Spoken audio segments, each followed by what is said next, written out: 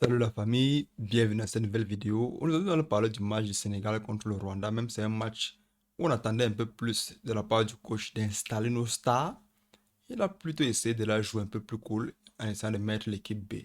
Mais l'équipe B n'a pas démérité. On essaie de voir tous les détails, les amis, après l'intro.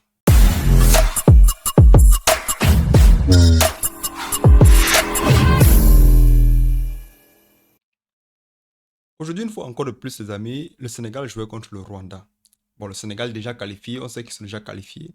Il jouait contre le Rwanda qui essaie un peu de sortir un peu la tête de l'eau pour savoir ce qui se passe à l'extérieur. Pourquoi? Parce qu'ils sont toujours dans les situations où soit ils sont là pour euh, l'aide humanitaire, soit ils sont là pour, on ne sait pas, mais le football, on attend encore plus du Rwanda. On veut qu'il s'élève. On veut que le Rwanda aujourd'hui réussisse à présenter les joueurs qui vont pouvoir un peu rivaliser contre les champions d'Afrique.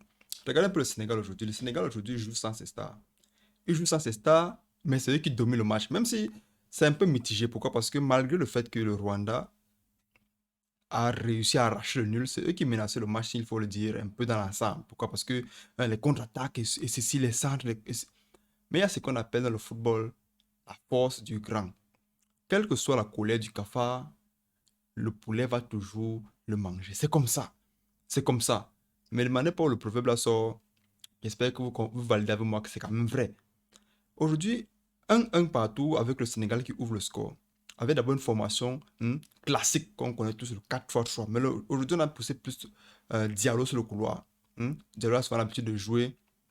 Mais aujourd'hui, on a poussé Diallo sur le couloir. Diallo a souvent l'habitude de jouer avant-centre. Mais aujourd'hui, on l'a mis un peu sur le couloir.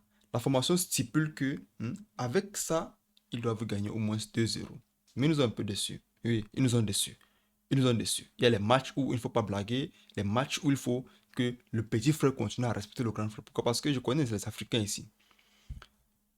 Un Africain qui arrache un match nul contre un grand, il va pas laisser au moins 2 ans. Même le jour que tu le tailles, il va te rappeler qu'on avait fait nul contre toi. Aujourd'hui, on était fatigué. Faut pas donner des raisons à l'enfant de manquer de respect. C'est comme ça. C'est comme ça. Il faut pas qu'aujourd'hui on dise que nous on a mis l'équipe C. Coach, prochainement tu mets les Sadio Mané. Même s'il revient, ils veulent jouer. Sadio Mané veut jouer. Ils veulent jouer. Tu mets, continue à augmenter son nombre de buts. Hein? Son nombre de buts. Entrer encore plus dans l'histoire. Il ne faut pas qu'un jour, dans 20 ans, dans 40 ans, on dit qu'il a fait combien de buts. On dit que c'est parce qu'il a sauté les matchs. Non. Il faut qu'il joue tous les matchs. Anyway, je ne suis pas le coach et le coach avait aussi raison aujourd'hui de mettre les joueurs qui peuvent aussi venir essayer de... Pourquoi? Parce qu'ils ne jouent pas souvent. Il faut aussi qu'aujourd'hui, ils essaient de prouver qu'ils peuvent. Mais c'était pas mal. Mais la formation était celle-ci.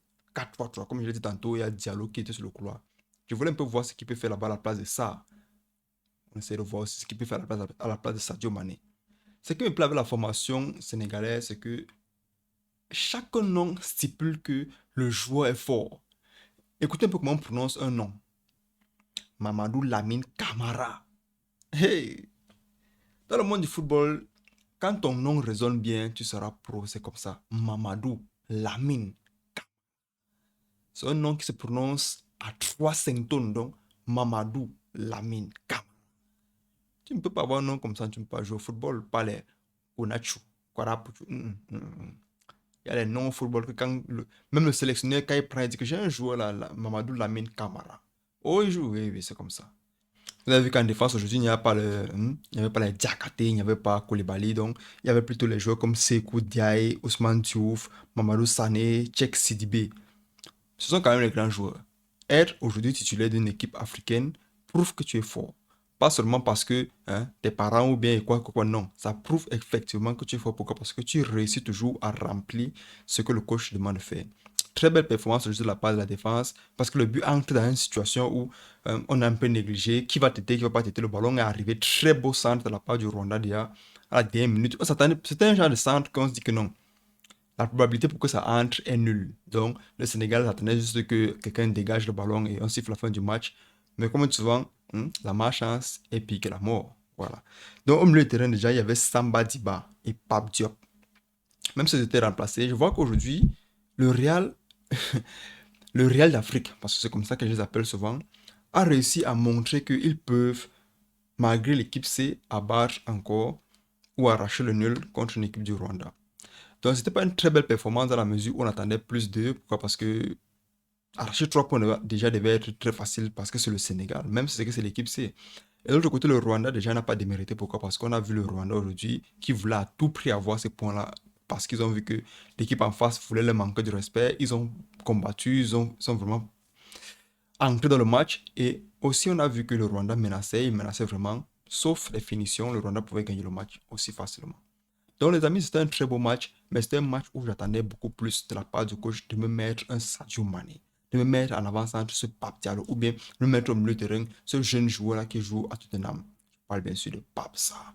Peut-être pas au couloir avec les joueurs comme ça, ou bien à l'avant-centre comme Nicolas Jackson. Je voulais une équipe aujourd'hui. Pourquoi? Parce qu'on essaye de voir les joueurs aujourd'hui qui évoluent en Europe n'ont pas encore eu cette chance-là de pouvoir jouer ensemble. Pourquoi? Parce que Nicolas Jackson qui brille à Chelsea, même si dernièrement il a un peu été frustré par le but qu'il a raté, ça fait en sorte que ça fait cogiter. J'espère que son agent va vite le remettre sur pied. Pourquoi? Parce que c'est le Golden Boy.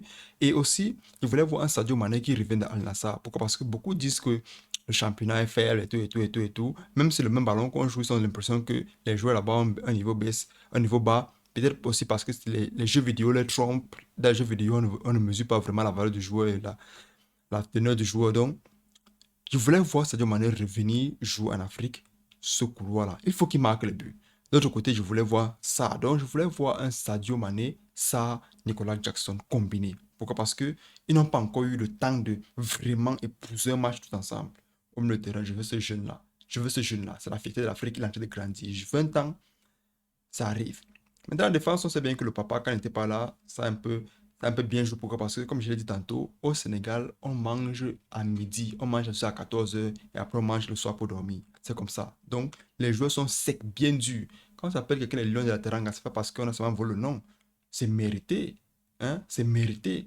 Donc, la Coupe d'Afrique arrive bientôt.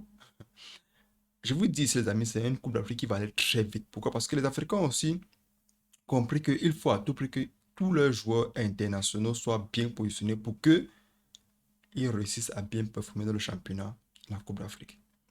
Très bon match aujourd'hui, les amis. J'attendais plus, même si ce n'était pas ce qu'on attendait aussi de la part du coach. Je m'attendais à ce qu'il mette tous les grands joueurs, mais il a aussi eu la bonne jugeote, autant pour moi, de mettre ces jeunes-là qui doivent aussi prouver. Mais c'était juste mon avis personnel. Je voulais voir Sadio combiné avec Nicolas Jackson. Vous voyez un peu avec Sarr. Parce que c'est trois attaquants très très rapides, très intelligents et qui percutent beaucoup.